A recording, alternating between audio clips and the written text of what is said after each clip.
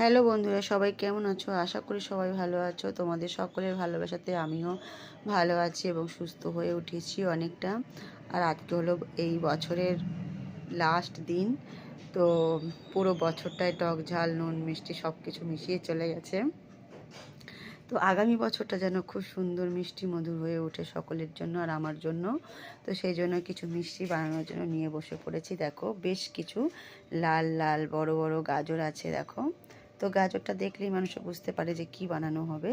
তো আশা করি সকলেই বুঝে ফেলেছো। আমি এখন বলবো না, আমি যখন বানাবো তখন অবশ্যই বলবো।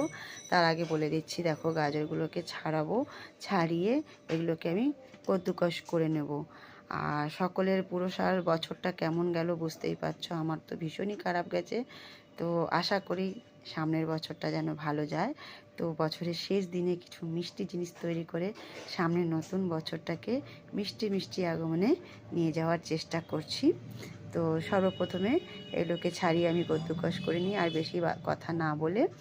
তো ভিডিওটা দেখার জন্য অবশ্যই সাথে থেকো। বন্ধুরা দেখো, প্রতিটা গাজর পরিষ্কার করে একেবারে খোসাগুলো ছাড়িয়ে নিয়েছি। আর ছাড়ানোর পরে এই মাথাটা কেটে নিয়েছি এক পাশটা, আর এক পাশটা কাটিনি। এটা যখন কদ্দুকস করবো এটা লাস্টে ফেলানো যাবে, তো সেই জন্য আর ফেলাইনি। তো চলো আগে গাজরগুলো কদ্দুকস করে নেওয়া যাক। এবার দেখো বন্ধুরা, সব গাজরগুলোকে আমি কদ্দুকস করে নিয়েছি। দেখো একদম পাতলা পাতলা ঝিরঝিরে করে। এইবার তো বুঝতেই পারছো আমি কি বানাবো। তাহলে এবার চলা যাক কিচেনের দিকে বানানোর জন্য। এই দেখো, হ্যালো বন্ধুরা, আমার থালাতে এই যে এগুলো আমি কদ্দুকস করে নিয়েছি। এগুলো কি কেউ কি বলতে পারো? দেখে কি বোঝা যাচ্ছে এগুলো কি আছে থালাতে? পুরো থালাটা ভর্তি। আর যদি কেউ বলতে পারো তাহলে অবশ্যই কমেন্টের মাধ্যমে জানিও, ঠিক আছে? হাই ফ্রেন্ডস, এগুলো কি থালার মধ্যে কেউ কি বলতে পারো? যদি বলতে পারো অবশ্যই কমেন্টের মাধ্যমে জানিও। দেখো একদম থালা ভর্তি, ওয়াও!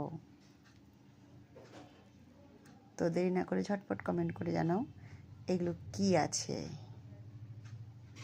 রান্নাঘরে আসার পরে গাজরগুলোকে আমি একটা কুকারের মধ্যে নিয়ে নিলাম। তো এখন বলে দিচ্ছি আমি বানাচ্ছি গাজরের হালুয়া। তো অনেকে বলে যে গাজরের হালুয়া বানাতে অনেক সময় লাগে, অনেক সময় লাগে। একদমই না। গাজরগুলো যেহেতু আমি কদ্দুকস করে নিয়েছি, আমি গাজরগুলোকে একেবারে নিংড়ে রসটা ফেলে দেইনি, তো সেহেতু ওর মধ্যে কিছুটা তো জল আছে। তো আমি আর জল দেইনি, গাজরগুলোকে সমস্ত কুকারের মধ্যে নিয়ে নিয়েছি। এবার একটা থেকে দুটো সিটি লাগিয়ে নেব, কেননা এটা খুব তাড়াতাড়ি ঝটপট রেসিপি, খুব তাড়াতাড়ি তৈরি হয়ে যাবে গাজরের হালুয়াটা। তো চলো আগে সিটিটা লাগিয়ে নেওয়া যাক। বন্ধুরা কুকারে বেশ 3-4টে সিটি চলে এসেছিলো। যেহেতু গাজরের মধ্যে জল ছিল তো আমিও বন্ধ করিনি, একটু সফট হওয়ার জন্য রেখে দিয়েছিলাম। তো কুকারটা নামিয়ে আমি এখানে একটা কড়াই বসিয়ে দিয়েছি, আর কড়াইয়ের মধ্যে আমি 500 লিকুইড দুধ দিয়ে দিয়েছি। এই দুধটা আমি জাল দেবো, জাল দিয়ে আগে অর্ধেক করে নেবো, তারপরে এর মধ্যে গাজরটা দেব। দুধটা কিন্তু এবার ফুটে উঠেছে বন্ধুরা, দেখো এই যে। এবার আমি এর মধ্যে দিয়ে দেবো একটু শুকনো দুধ, আমল দুধের পাউডার। আমি এখানে 10 টাকা দামে 2 প্যাকেট গরুর দুধ ব্যবহার করেছি। আপনারা চাইলে 3 প্যাকেটও 1 প্যাকেটও যে যেরকম পারে সেরকম ব্যবহার করতে পারেন। এবার দুধটা একটু গাঢ় হওয়ার জন্য রেখে দেবো। কড়াইতে ওদিকে দুধটা ফুটছে আর এদিকে আমি কুকার থেকে গাজরগুলো সব বের করে নিয়েছি। দেখো গাজর তো সেদ্ধ হয়েই গেছে, আর এদিকে কত জল বেরিয়েছে। আমি কিন্তু জল দেইনি সেদ্ধর সময় কোনো রকম, গাজরের জলটাই বেরিয়ে গেছে। গাজরগুলো দুধের মধ্যে দিয়ে দিলাম সমস্তটা। গাজরটা দেওয়ার পরে এবার দুধের সাথে বেশ ভালো করে মিশিয়ে নেওয়া হচ্ছে। আর এর মধ্যে চাইলে বেশ কিছু মেওয়া ব্যবহার করা যাবে, যেরকম কাজু কিশমিশ বাদাম যেটা পছন্দ করে। তো যে যতটা পারবে ততটাই এর মধ্যে ব্যবহার করতে পারবে। কিন্তু এখন আমি আগে জাল দেবো এই জলটা শুকিয়ে যাওয়া পর্যন্ত। এবার দিয়ে দেবো পরিমাণ মতো মিষ্টি। মিষ্টিটা দিয়ে মিষ্টি দেওয়ার পরে বেশ ভালো করে এবার নেড়ে চেড়ে নেব। অনেকক্ষণ জাল দেওয়ার পরে বন্ধুরা দেখো বেশ ঘন হয়ে এসেছে। এবার আমি দিয়ে দেবো কিছুটা ড্রাই ফ্রুট, তার মধ্যে শুধু কাজু আর কিশমিশ আছে, যেটা ঘরে অ্যাভেলেবেল ছিল সেটাই দেব, আর বেশি কিছু দেব না। কাজু কিশমিশটা দিয়ে দিয়েছি, এইবার আবার একটু বেশ ভালো করে মিক্স করে জাল দিয়ে নেব। ঘরেলু যেসব জিনিসগুলো আমার কাছে ছিল আমি সেগুলোকে ব্যবহার করে বানিয়েছি। আমার কোনো মানে প্ল্যানিং ছিল না যে এটা বানাবো, তার জন্য আমি কোনো প্রিপারেশান করিনি। যা যা ছিল তার মধ্যেই অল্প করে আমি বানিয়ে নিয়েছি। বন্ধুরা, আজকের গাজরের হালুয়াটা ফাইনালি হয়ে গেল রেডি।